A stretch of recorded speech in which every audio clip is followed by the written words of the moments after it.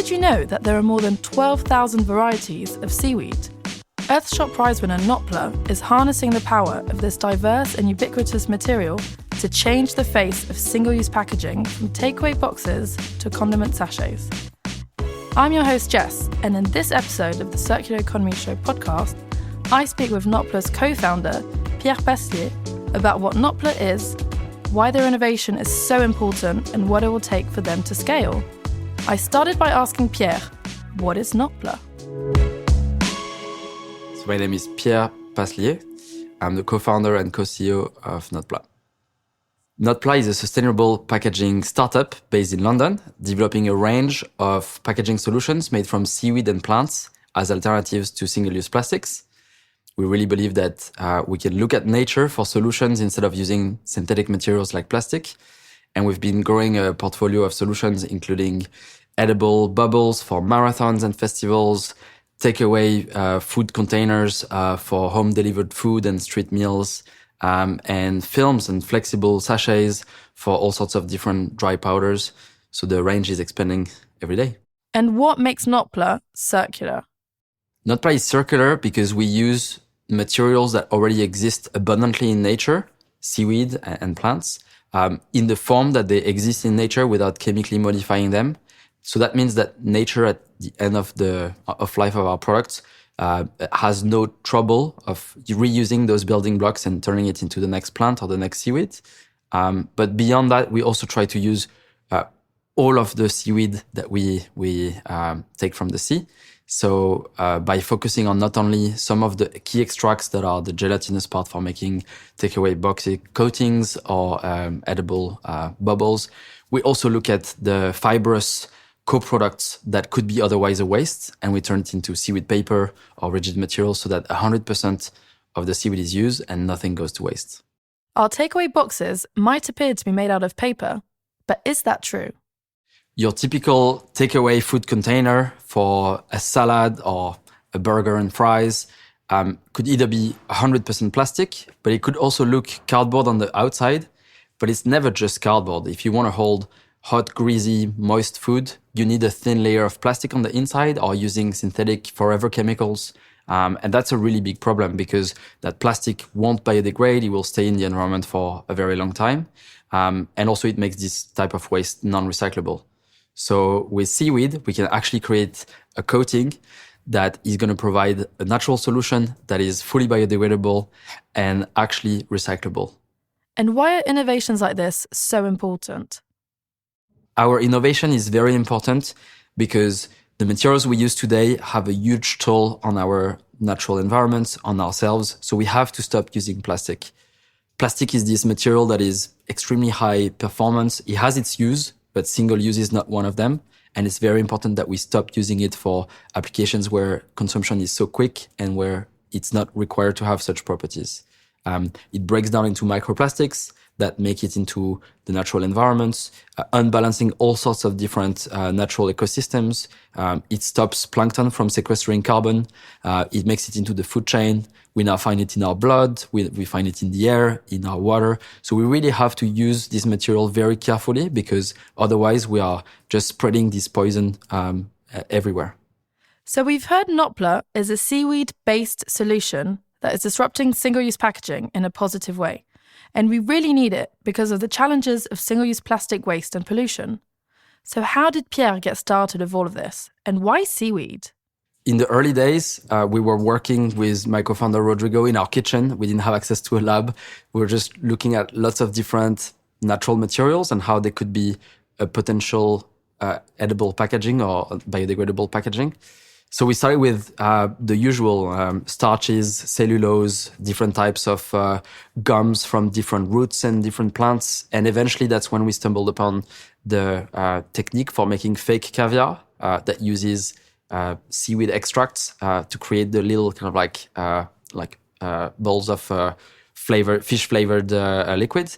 And that was a revelation. We were like, wow, this is so cool that you can use seaweed to make these kind of products. How can we make it bigger, more resistant? How can we really take it away from the world of like food technologies and bring it into packaging? And that's the point where we also started to research more about seaweed and realize how incredible a material it was. Like grows very fast, doesn't require fresh water or fertilizer. It sequesters carbon. It's naturally biodegradable. So it felt like this material had to be one of the solutions to our plastics problem. Pierre's background as a packaging engineer strongly influenced his passion to start Notpla.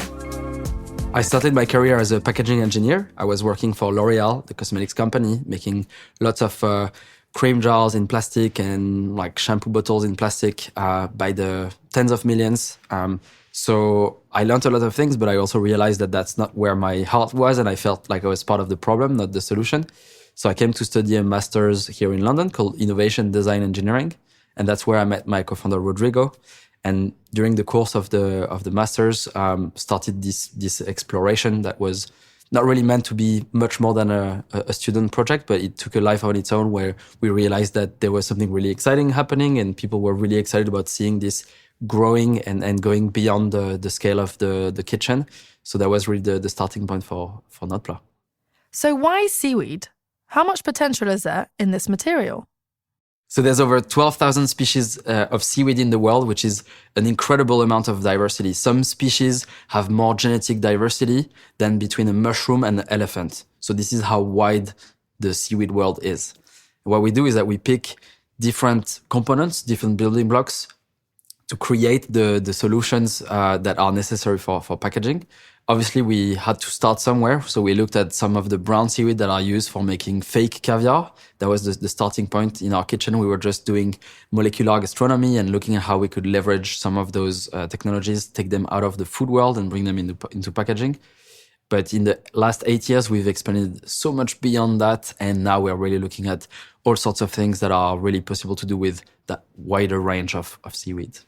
Packaging is therefore serving a certain function. It protects the content for a certain period of time until the content is consumed. And for us, it's really important that once that's done, packaging shouldn't stay around for a long time. It shouldn't create a long-lasting waste.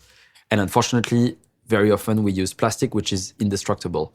So there is a big mismatch between those short time of consumptions, something you grab, you consume in 5 minutes, you throw away, and the fact that this plastic is literally indestructible in nature. And so by using seaweed and plants, we fit so much better in the natural environment. So the packaging will disappear by having all sorts of different natural biodegradation mechanisms, which means that just like the peel of an orange or an apple, it will not stay there for much longer than the actual content of the apple. You've probably already heard that this is a story of innovation and innovators creating positive impact. It's such a great story, in fact, that Notpla won the prestigious Earthshot Prize in 2022. What does that mean for Pierre? So we just won the Earthshot Prize in the category Build a Waste-Free World. Notpla products do exactly that. We create solutions that are never a waste. Nature knows exactly what to do with these materials at end of life. And we don't introduce anything that would be synthetic or man-made that nature cannot cope with. So we're really excited to do that in food service, with cosmetic brands, fashion brands, sports. There's so many other occasions that we can help become less dependent on plastic. And winning this Earthshot Prize is incredible for us because as a small organization, we get a huge amount of visibility. So a lot of brands who are really keen to join the mission. And also, obviously, the £1 million is going to extend significantly our abilities to double down on R&D, invest in new machinery, and really kind of like continue to grow. What will they do with the winnings? The £1 million from the Earthshot Prize is really going to be helpful for us to continue to grow the team of chemists, engineers, designers that are really working on some of those novel solutions. We're only at the beginning of what we can do with seaweed. We're barely scratching the surface, so we need to continue to invest in the next generation of solutions. And as a company, it also extends our ability to prove ourselves before we need to go back to the market for fundraising or doing some expansion. So it's really beneficial for a startup like us. Notpla is available in the UK, in EU with some partnerships like with Just Eat. But thanks to the Earthshot Prize, we're now getting reach far beyond Europe, and we are getting a lot of interest from the US, Southeast Asia, all sorts of different markets. So the goal for us is to make sure that the technology is mature and ready so that we can look at those expansion territories and find the right partners locally that can really amplify what we can do. What are their biggest remaining challenges?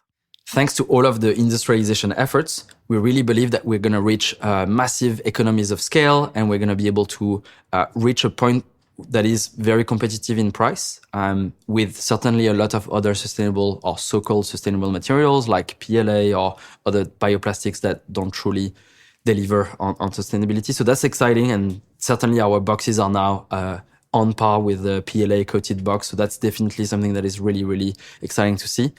That being said, I think when you look at the cost of traditional plastics, it's so low, it's virtually low, because it doesn't take into account any of the externalities. So you're really not comparing like for like. All the costs on marine ecosystems, on our health, on climate change is not built into the price at the purchase point.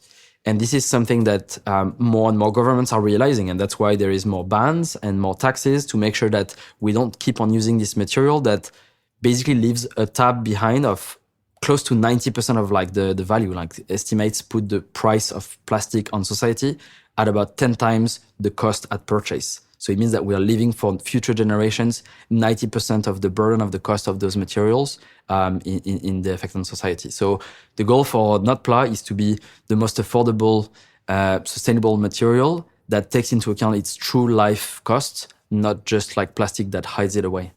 How do they scale, and what does scaling mean for a startup like Notpla?